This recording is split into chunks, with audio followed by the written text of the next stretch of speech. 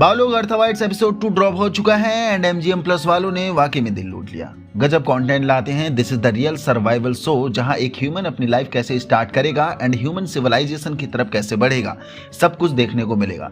थोड़ा सा स्लो था एपिसोड, लेकिन जबरदस्त लेसन देकर गया। How to live, how to survive and how to plan for the future अगर तुम्हारे साथ कभी ऐसी सिचुएशन आ गई तब। एंड सबसे बड़ी चीज, नेवर गिव अप। चलो बात कर लेते हैं MGM प्लस वाले फ्रॉम के बाद कैसे इस सीरीज से हमारा दिल लूट रहे हैं। तो शुरुआत करने से पहले एक लाइक से हाजिरी जरूर लगा कर जाना और उनको भी शेयर कर दो जो मिस्ट्री एंड सर्वाइवल कंटेंट पसंद करते हैं।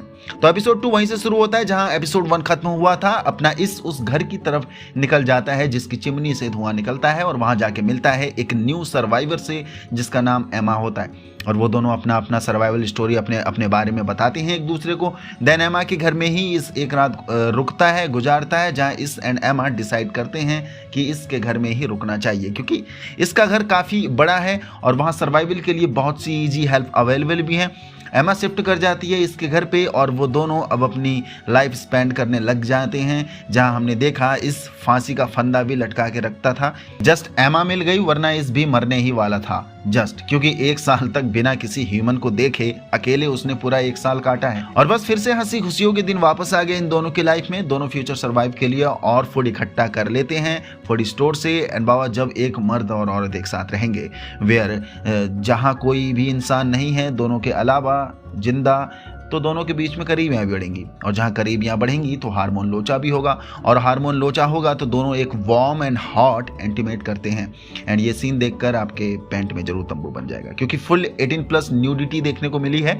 इसी बीच पता चलता है कि एमा की एक हैप्पी फैमिली भी थी इन द पास्ट। उसकी 2 डॉटर भी थी, हस्बैंड भी था, लेकिन पैंडेमिक में वो सब मारे गए और सिर्फ एमा ही बची थी। तभी एमा हम सबको खुशखबरी भी देती है कि वो अपने इस भाई के बच्चे की माँ बनने वाली है। एंड बाबा यहाँ तुम्हें मेकर फील करा देगा कि अगर तुम उन लोगों की जगह होते तो कैसे इतना बड़ा डिसीजन लेते, जहाँ सेफ्टी के नाम पर कुछ भी नहीं है और एक न्यू लाइफ तुम्हारे सामने बस पैदा होने को तैयार बैठी है। इसके लिए काफ़ी हार्ड डिसीजन था ये। हालांकि एमा पहले भी प्रेग्नेंट हुई थी तो उसके लिए कोई हार्ड डिसीजन नहीं था। देन एक गूज़बम्प उठेगा क्योंकि इस अब फुली स्टेबिलिटी वाली फ्यूचर प्लानिंग शुरू कर देता है। लाइट एंड पावर के लिए सोलर पैनल सेट कर देता है और भी चीज़ें जो बेसिक नीड होती हैं वो सब सेट करने लग जाता है। तभी हम देखते हैं इस फर्स्ट टाइम हंट करते दिखेगा और वो बड़ी मुश्किल से एक काऊ को मार पाता है। जहाँ एमा उसे सिखाती है कि कैसे काऊ के मीट को निकाला जाएगा क्योंकि ड्यूरिंग द प्रेगनेंसी एमा को मीट खाने की तड़प उठती है एंड बेस्ट प्रोटीन भी चाहिए था उसे फॉर द हेल्दी बेबी। लेकिन आप देखोगे जब इस कोई न्यू काम स्टार्ट करता है तो पहले बुक पढ़ के उसकी नॉलेज को गैदर करता है, जो बेस्ट पार्ट लगा। क्योंकि भगवान न चाहे कभी हमारे साथ ऐसा मंजर आ जाए, लेकिन अगर आ भी जाता है तो ये सीरीज बेस्ट वे में टीच कर रही है कि how to real survive in this real world whenever you surrounded by real and danger threat. तभी देखने को मिलता है ढेर सारे चूहे शहर में हो गए हैं क्योंकि इस काऊ के मीट को घर पे लाता है तो उसकी सुगंध सूंघ कर शहर के सभी चूहे उसके घर की तरफ आ जाते हैं और इस एंड एमा जैसे तैसे चूहों को घर के अंदर आने से रोक लेते हैं। But we all know mother nature खुद को बैलेंस कर लेती है।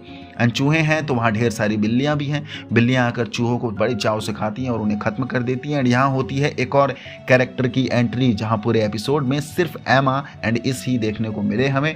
एमा एक बेबी गर्ल की डिलीवरी करती है बहुत मुश्किलों के बाद, क्योंकि जितना ईजी मैं बोल रहा हूँ ये उतना ही डिफिकल्ट पार्ट था, ईजी नहीं था बिल्कुल भी। और यहाँ डायरेक्टर की डायरेक्शन को हेड्स ऑफ है क्योंकि एमा का एक एक एक्सप्रेशन एंड इमोशन को बहुत क्लोज एंगल से दिखाया गया है। भाई तुम्हें इनसिक्योरिटी होने लग जाएगी बैठे बैठे ये सीन देखकर। मतलब डायरेक्टर ने वो फियर महसूस कराया हमें जिस दर्द एंड पीड़ा से एमा गुजर रही थी एंड जिस न्यू एक्सपीरियंस से इस भी गुजर रहा था।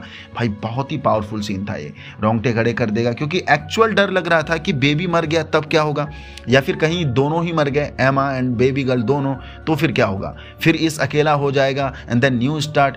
एंड दिल से बोलूं ये एंगल मैं चाहता था कि ऐसा होना चाहिए। देन एक न्यू स्टार्ट करता तो भाई अलग ही मजा आता है इसका। तो कोई नहीं, ये भी बढ़िया था। और हमने देखा ना कोई डॉक्टर ना कोई एक्सपर्ट, मतलब ये उस जमाने में लेकर चले गए हमें जब इन डिलीवरी वगैरह के लिए कोई भी एक्सपर्ट हेल्प नहीं होती थी, ना कोई नर्स थी ना कोई डिलीवरी मशीन थी, जस्ट सिंपल ह्यूमन सर्वाइवल जिनके पास उतनी हाई एक्सपीरियंस नॉलेज भी नहीं है। तो अमेजिंग पार्ट था ये। देन बेबी गर्ल होती है एंड एक न्यू लाइफ एंड सर्वाइवल हमें अगले एपिसोड से देखने को मिलेगा इन तीनों का।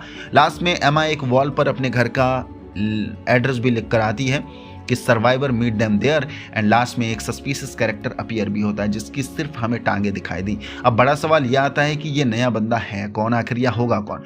ये सिर्फ अकेला होगा या फिर अपने किसी झुंड के साथ होगा? क्योंकि देखा जाए तो अब ऑलमोस्ट 2 साल हो चुके हैं इस पैंडेमिक के बाद, और लोगों के पास रिसोर्सेस अब खत्म होने लग गए होंगे। तो अब नई लड़ाई लड़ी जाएगी सर्वाइवल के लिए, रिसोर्सेस के लिए, क्योंकि जिसके पास रिसोर्सेस होंगे वो जिएगा, जिसके पास नहीं होंगे वो मरेगा ही मरेगा। जहां इस एंड एमा ने बहुत से रिसोर्सेस कलेक्ट भी कर लिए हैं, और एक छोटी फैमिली को लंबा सर्वाइव करने के लिए, जीने के लिए ये सुविधाएं काफी थी शुरुआत के लिए, जो बेसिक नीड थी। तो जो भी नए सर्वाइवर इनके पास आएंगे, क्या वो इनके साथ मिलजुल कर रहेंगे, क्या वो कॉम्प्रोमाइज करेंगे, या फिर इनके रिसोर्सेज छीनकर इनके लिए थ्रेट साबित होंगे? क्योंकि फर्स्ट एंड सेकंड एपिसोड में दिखा दिया कि एक स्टेबल सर्वाइवल कैसे हो सकता है। बट जो भी सर्वाइवर यहाँ बचे हुए हैं, जरूरी नहीं कि वो सब फ्रेंडली नेचर के ही होंगे, वो सब गुड बिहेवियर के ही होंगे एंड इविल बिहेवियर के नहीं होंगे।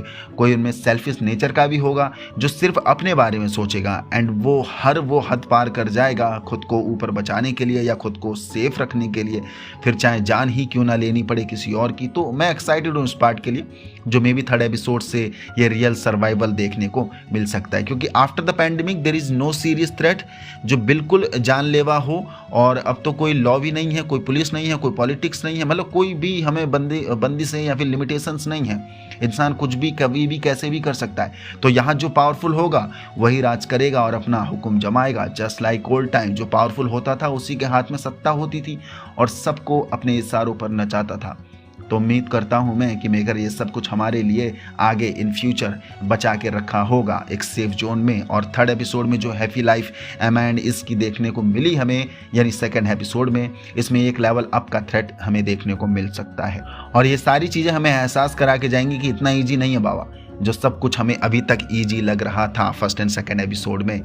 तो किस किसने ये एपिसोड देख लिया है, नीचे अपना एक्सपीरियंस जरूर शेयर करके जाना। कुछ मुझसे मिस हो रहा है तो यस कॉल आउट करके जाना, उस पर भी बात कर लेंगे। बाकी ये सीरीज कैसी लग रही है, सर्वाइवल थ्रिलर एंड हॉरर तो है ही है, जरूर बता के जाना। फ्रॉम को टक्कर दे पा रही है नहीं दे पा रही है, ऑनेस्टली जरूर बता के जाना कि फ्रॉम के टक्कर की ये है या नहीं है। क्योंकि फर्स्ट एपिसोड लगा था, लेकिन सेकंड एपिसोड में थोड़ा सा ग्रेविटी लो हुई है।